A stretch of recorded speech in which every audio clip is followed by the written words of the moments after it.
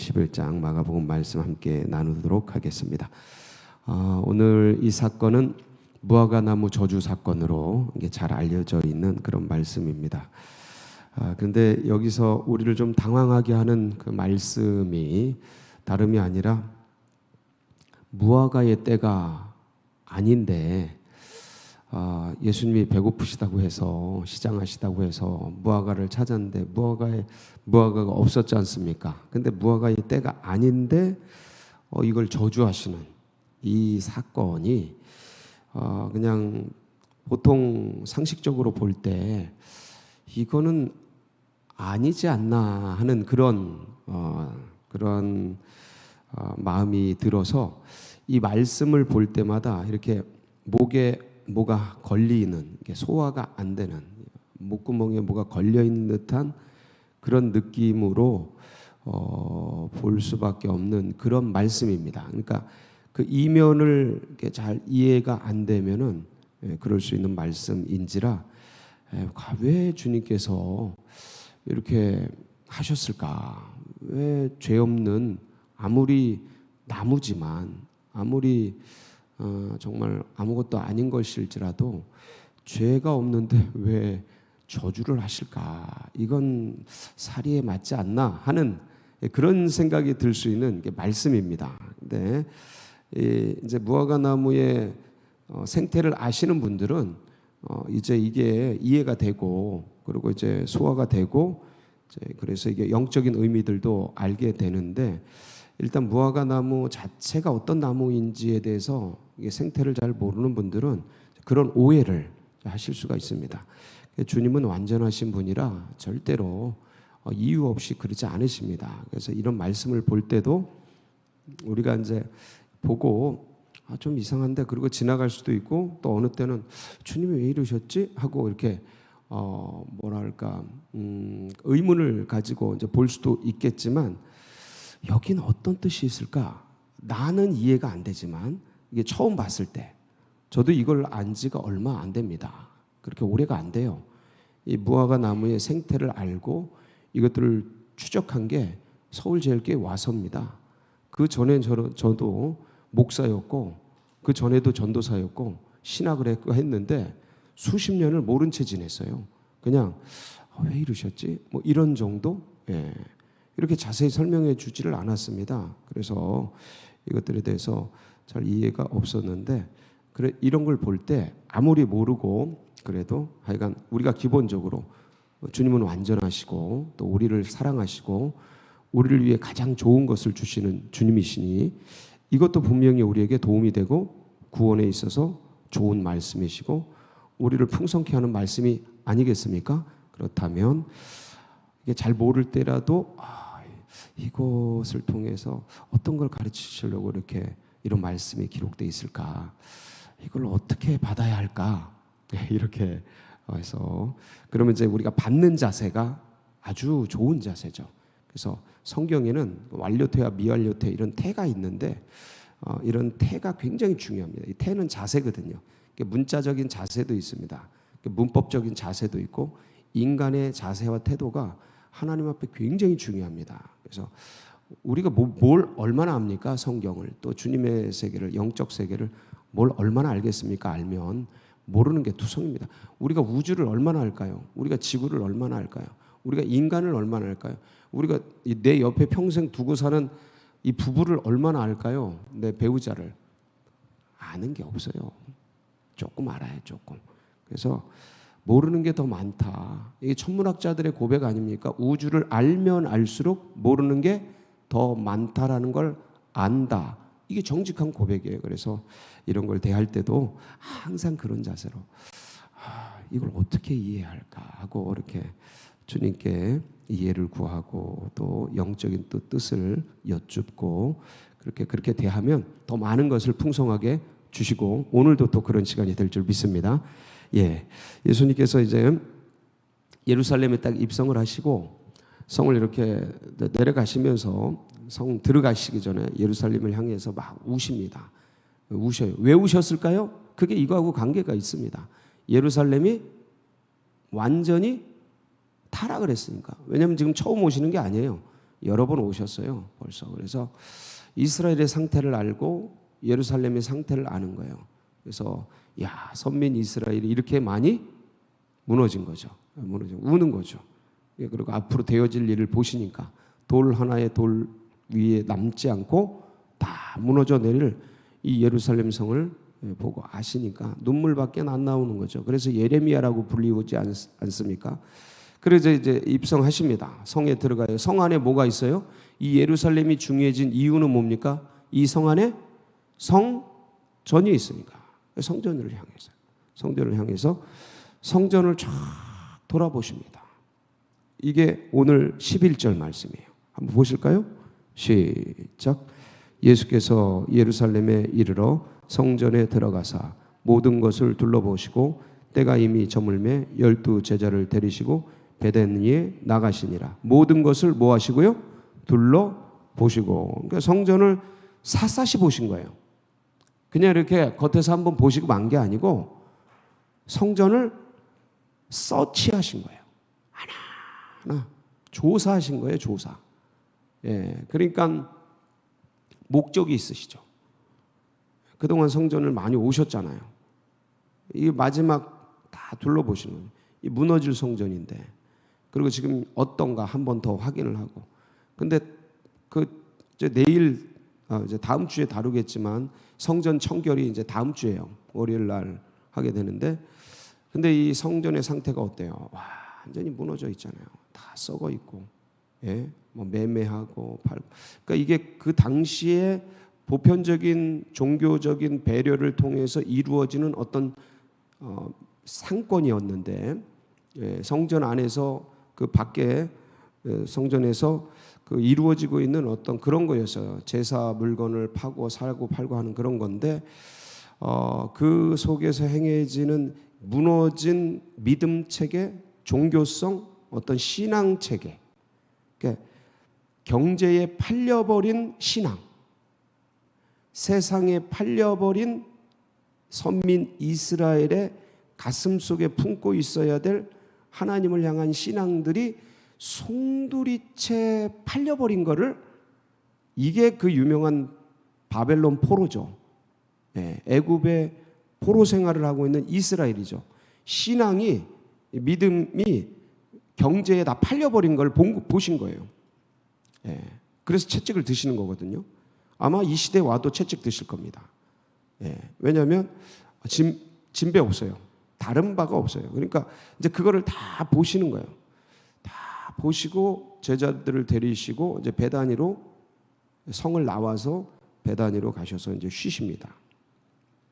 이게 이제 마르다 마리아 집인데, 베다니의 집이. 그러고 나서 간밤에 주무셨을지 모르시겠어요. 저는 못 주무셨을 것 같다. 밤새도록. 이건 제 묵상입니다. 제 묵상이에요. 식사도 안 하신 것 같아요. 식사도 안 하신 것 같아요. 왜냐면 이른 아침 나가시는데 시장에서 뭘 찾아요? 시장에서 무화과나무 하나 드시려고, 예? 그거 찾으시잖아요. 배고프셔서. 그럼 저녁에 안 드셨을 가능성이 굉장히 높은 거예요. 뭐 하셨을까? 예, 그냥 많은 생각을 하셨겠죠. 기도하시면서 성전의 상태, 예루살렘의 상태. 그리고 이제 나가시면서 이제 아침에 일찍 나가시게 돼요. 그게 12절이죠. 같이 보십니다. 시작. 이튿날 그들이 베다니에서 나왔을 때에 예수께서 시장하신지라. 어떠신지라요? 배고프신 거예요. 시장이 반찬이다 이렇게 딱 나와야죠. 시장이 반찬이다. 배고프시니까 뭐라도 드셔야 되잖아요. 그래서 뭘 찾았습니까? 예, 13절이죠. 시작. 멀리서 잎사귀 있는 한 무화과 나무를 보시고 혹 그 나무에 무엇이 있을까요? 가셨더니 가서 보신즉 잎사귀 외에 아무것도 없더라. 이는 무화과의 때가 아님이라. 그래서 이제 멀찌감치서 보니까 저기에 무화과 나무가 있는 거예요. 무화과 나무가 어떻게 생겼죠? 예, 무화과 나무가 이렇게 생겼어요. 참 풍성하게 먹을 게 많아 보이는구나. 그래서 뭐가 있을까 하여 가까이, 이게 잎이에요. 잎이고 이제 사이사이 열매 보이십니까? 요게 이제 조금 익은 거고, 완전히 익으면 이렇게 이제 벌어지고 딱 잘라보면 이렇게 돼요. 제가 무화과 빵은 준비 못했습니다. 제가 참 좋아하는 빵인데 많은 분들이 좋아하시더라고요. 무화과 빵. 여기 먹으면 톡톡 터지면서 씹는 맛이 아주 좋습니다. 아유, 입맛 다시시네. 네. 그래서 제가 요게 요 열매를 이제 드시려고 저 나무로 가까이 가신 거죠. 근데 이때가 6월절 때입니다. 봄이에요. 그러니까 이제 지금 2월인데 요 때보다 좀 더 지난, 그래서 3월경쯤 됐습니다. 3월경. 그때가 이제 6월절 바로 그 근방이거든요. 그래서 3월경이 되는데, 근데 찾아보니까 열매가 있어요, 없어요? 없어. 이제 원래 무화과 제철은 언제냐면 8월에서 10월입니다. 여름이에요. 8월에서 10월. 그런데 잎사귀, 잘 말씀을 잘 보세요. 13절. 자, 뒷부분을 보신즉 잎사귀 외에 뭐 외에요? 잎사귀 외에 뭐가 없어요? 아무것도 없는지라. 자, 이는 무화과의 때가 아닙니다. 일도 없는 거예요. 하나도 없는 거예요. 한 개도 없는 거예요. 근데 무화과의 때가 아니니까 없지요. 여기서 말하는 무화과는 테에나입니다. 테에나. 이게 무슨 말씀이냐면 무화과는 정말 생태가 신기한데 얘는 1년에 그냥 기본적으로 열매를 2번 맺어요. 처음에 맺히는 게 4월에 맺혀요. 이걸 파게라고 합니다. 이름이 달라요. 무화과 열매 이름이 달라요. 이걸 파게라고 해요. 그다음에 진짜 이제 이 파게 열매가 맺힌 다음에 이걸 따주고 먹고 없애고 진짜 열매는 6월에 맺혀요. 6월에 2달 뒤에. 그러니까 이거를 테에나라고 불러요. 테에나 열매인데, 근데 요걸 이제 6월에 맺혀서 이제 이게 익어갑니다. 저거 익어가는데 그게 한 2달 걸려요. 익어서 진짜 이제 제철 과일 판매하는 상품 가치가 있는 열매는 8월에서 10월에 따는 거예요. 오래 있어요. 이 나무 열매가, 무화과 나무가 붙어서 오래 있어요. 그러니까 8월에서 10월에 따가지고 이제 상품으로 팔고 하는 거예요. 그러니까 보세요. 4월에 파게가 맺혀요. 6월에 테에나가 맺혀요. 그리고 이 열매 맺힌 게 그대로 열매가 돼서 익어가는 거예요. 그리고 8월에서 10월까지 이거를 판매를 합니다. 그리고 일찍 열매가 맺히는 거는 겨울 12월에도 맺혀요. 신기한 열매예요. 그러니까 기본 2번 열매를 맺히고 그다음 오래 버텨요. 나무에 붙어서 오래 버텨요. 그리고 일찍 맺는 건 겨울에도 열매를 가지고 있어요. 그러니까 이 무화과 나무는 1년 12달 열매가 계속 있는 거예요. 신기한 나무예요. 그러니까 주님이 찾으신 건 뭐냐면 이제 테에나가 아니고 뭐가 있으려니 가신 거예요? 파게라도 드시려고. 이게 그래서 무화과 나무는 빈자들의 나무예요. 빈자들의 양식이라고 불리는 그런 나무예요. 아주 그만큼 지나가는 사람들 사이에서 늘 열매를 먹을 수 있는 나무고, 그래서 이 파게를 따먹는 거는 죄가 아니에요. 누구라도 먹을 수 있고, 원래 따줘야 그 뒤에 테에나 좋은 열매가 맺히는 그런 신기한 나무예요. 근데 보세요. 아무것도 없는 거예요. 이거는 뭐예요? 그러니까 누가 지나가다 다 따먹겠지, 다 따먹었겠지, 이거 아니고 이 열매는 따먹으면 또 나고 또 나고 또 나고 그러는 열매, 신기한 열매라니까. 이 나무라니까요. 그러니까 없을 수가 없는 거예요. 없을 수가 없는 거예요. 분명히 저렇게 풍성하고 또 이렇게 예수님이 저건 있음직한 나무다, 있어야만 하는 나무다 하고 가서 봤는데 열매가 있어야 되는데 없어요. 그러니까 이 나무는 도대체 뭘 상징하겠어요? 간밤에 봤던 간밤에 기도했던, 간밤에 묵상했던 예루살렘 성전이죠. 기본적으로 예루살렘 성전. 겉은 화려한데 속은 아무것도 없는, 비어있는. 그것뿐이겠습니까? 종교 지도자들. 예수님이 이 종교 지도자들을, 바리새인들, 서기관들, 이 사두개인들, 신랄하게 대제사장들 아주 비판하잖아요. 화 있을진저? 한번 보실까요? 마태복음 23장 13절, 15절, 23절, 27절 한번 보실까요? 시작. 화 있을진저 외식하는 서기관들과 바리새인들이여, 너희는 천국 문을 사람들 앞에서 닫고 너희도 들어가지 않고 들어가는 자도 들어가지 못하게 하는도다. 화 있을진저 외식하는 서기관들과 바리새인들이여, 너희는 교인 한 사람을 얻기 위하여 바다와 육지를 둘이 다니다가 생기면 너희보다 배나 더 지옥 자식이 되게 하는도다. 화 있을진저 외식하는 서기관들 바리새인들이여, 너희가 박하와 회당과 근처에 11조는 들이되 율법에 더 중한 바 정의와 긍휼과 믿음은 버렸도다. 그러나 이것도 행하고 저것도 버리지 말아야 할지니라. 화 있을진저 외식하는 서기관들과 바리새인들이여, 회칠한 무덤 같으니 겉으로는 아름답게 보인 그 안에는 죽은 사람의 뼈와 모든 더러운 것이 가득하다. 이게 이제 외식과 이런 모습들, 이것들에 대해서 정말 하나님께서, 주님께서 너무너무 싫어하는데 이게 그 무화과 나무의 모습인 거예요. 그러니까 당시의 성전의 모습, 당시의 종교 지도자들의 모습, 당시의 이스라엘의 모습, 당시의 백성들, 이 똑같은 거예요. 근데 그 무화과 나무의 이 모습이 지금 이 나라 민족, 이 세계 열방 기독교의 모습과 뭐가 다를까 생각해 보면 정말 두려운 말씀이 아닐 수가 없습니다. 무서운 말씀이 아닐 수가 없어요. 그럼 무화과 나무는 뭐냐? 여러분, 무화과 나무는 이스라엘을 상징하는 나무예요. 포도나무, 감람류, 무화과 나무. 이 3대 나무, 무화과 나무. 그래서 마태복음 24장 32절 33절에 보면 예수님께서 이 무화과 나무의 비유에 대한 말씀을 하시죠. 한번 보실까요?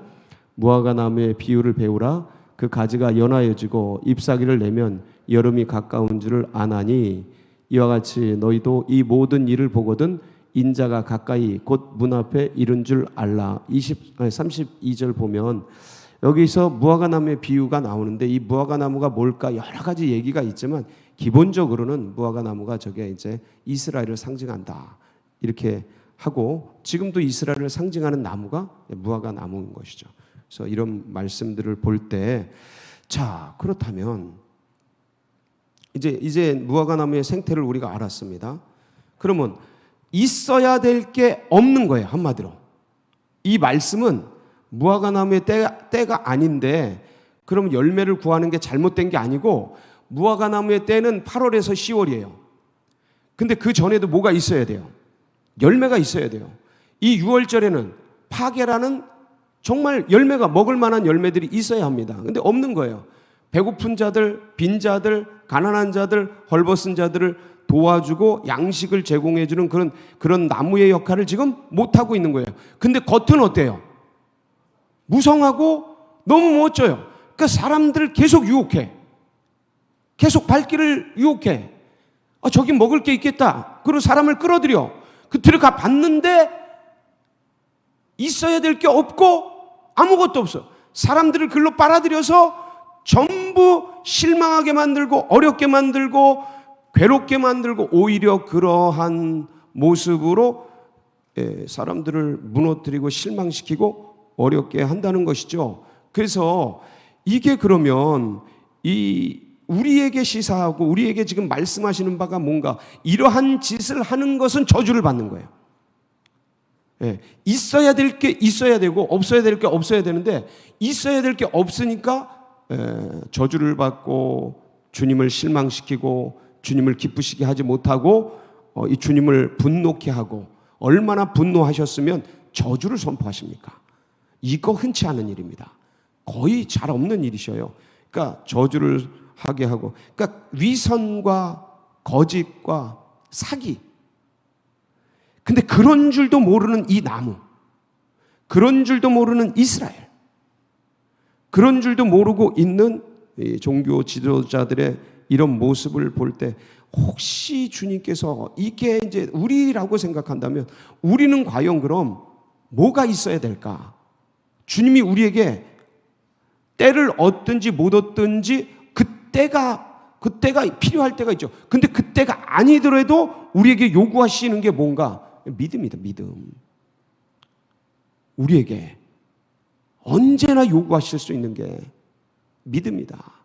그래서 주님께서 축복의 때든지 괴로움의 때든지 언제든지 우리에게 뭘 요구하셔요? 믿음을 요구하셨어요.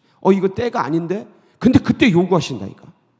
그때 힘든 때, 고통스러운 때, 아플 때, 괴로울 때, 그때 주님이 우리에게 믿음을 요구하실 수 있는 거예요.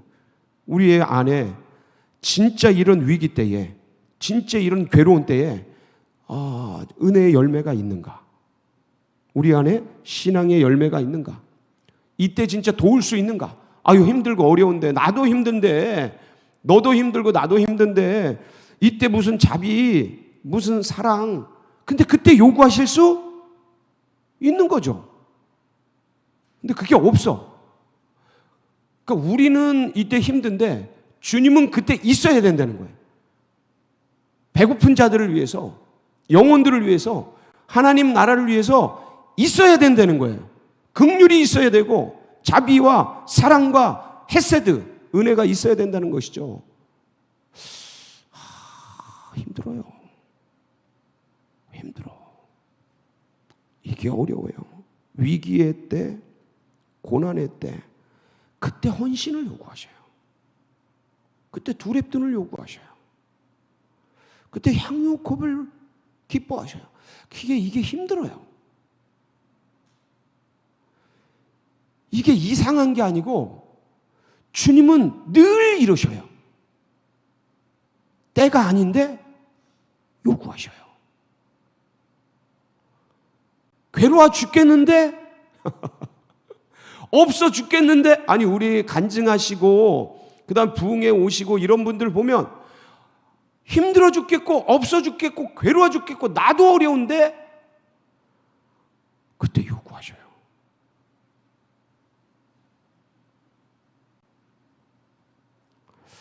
근데 그때 반응하는 분들이 늘 기독교 역사에, 교회 역사에 항상 있으셨어요. 그 주님의 교회가, 주님의 나라가 그 전진합니다. 어떻게 그때만 필요하겠습니까? 때를 얻든지 못 얻든지 이 역사를 진행하시고 계신 우리 주님.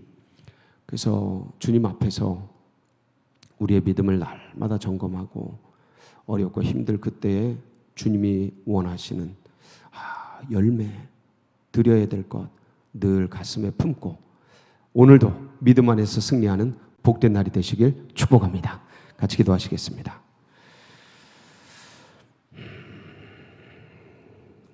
네, 그래서 우리 또 환우들 기억하시고 늘 환우들 생각하면 또 가족들 우리 주님께서 위로와 격려와 다시 힘을 얻도록 이러한 때 또 다시 일어나도록 위해서 기도해 주시고, 어제 참 은혜 중에 성총회로 잘 마쳤습니다. 너무 감사드리고 계속해서 지방회가 또 은혜 중에 나갈 수 있도록 또 저희 지방에서 부총회장 출마를 하셨습니다. 총회 부총회장 출마를 하셨는데 또 잘 또 순적하게 진행되도록 여러분 또 각자의 기도 제목 붙들고 우리 서울제일교회 나간 앞길 주여 열어주시옵소서. 주여 부르짖고 기도하며 나갑니다. 부르짖습니다. 주여